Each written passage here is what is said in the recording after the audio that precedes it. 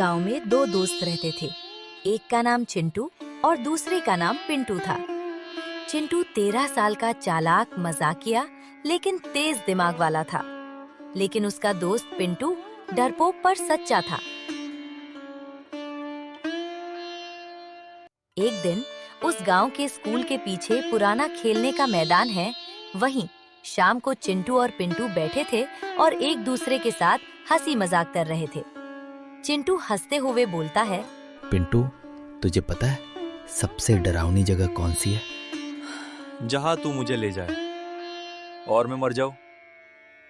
चिंटू ठहाका मारकर हंसने लगा। नहीं रे, तू मेरा दोस्त है।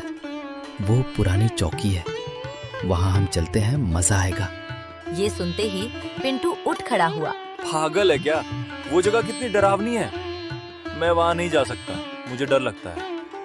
डरपोक, चल बस बाहर से देखकर चले आएंगे। तो फिर ठीक है। हंसी मजाक में दोनों चल पड़ते हैं।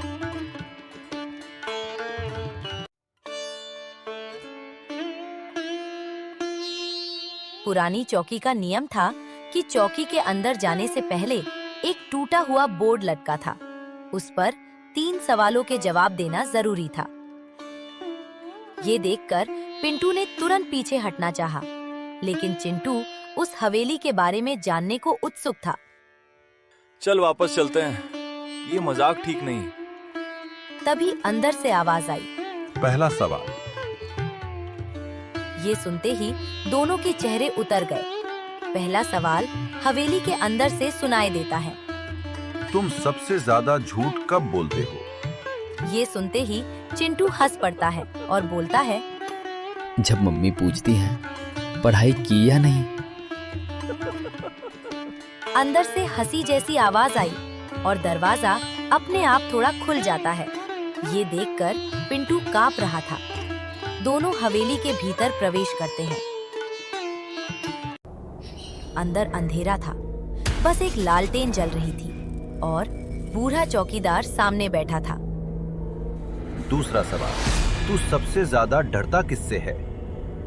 चिंटू मजाक करने ही वाला था, फिर रुक गया और धीरे से बोलता है, खुद से। ये सुनते ही कमरे की दीवारें जैसे हिल गई।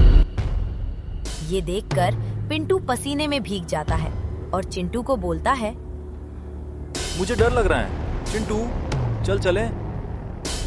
चौकीदार पिंटू की तरफ देखकर बोलता है, डरने वाला ही सबसे पहले बोलेगा। ये सुनते ही पिंटू रो पड़ता है और बोलता है, मैं हर गलत चीज देखकर भी चुप रहता हूँ, हमसे गलती हो गई। ये सुनते ही कमरा अचानक शांत हो जाता है। चौकीदार खड़ा होता है और तीसरा सबसे कठिन सवाल पूछता है, आखिरी सवाल, अगर आज सच न बोला तो कल बोलने की ताकत नहीं बचेगी। तो पूछिए ना।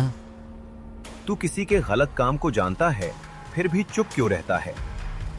इतना सुनते ही चिंटू की हंसी गायब हो जाती है। चिंटू को याद आया, गांव का वो लड़का जिसे सब चिढ़ाते थे, वो भी हंसता था। चिंटू धीरे से बोलता है, क्योंकि मजा आता था। इतना सुनते ही लालटेन बुझ गई और समय रुक जाता है। अचानक दीवार पर नाम उभरने लगते हैं।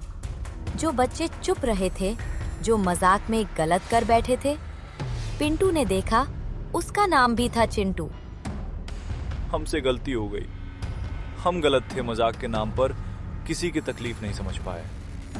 जो आज मन से अपनी भूल को स्वीकार करके बोलेगा, वो ही बाहर जाएगा।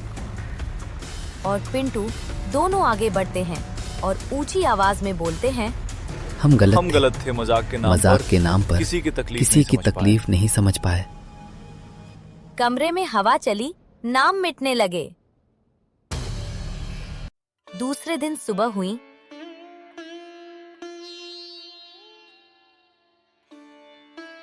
तब चौकी नहीं थी, बस मैदान था। चिंटू और पिंटू वही बैठे थे। मजाक वही अच्छा है जो किसी की खामोशी न छीने। मजाक वही सही है जो सामने वाले को भी हंसा दे, वरना वो मजाक नहीं दिल पर लगी चोट बन जाता है।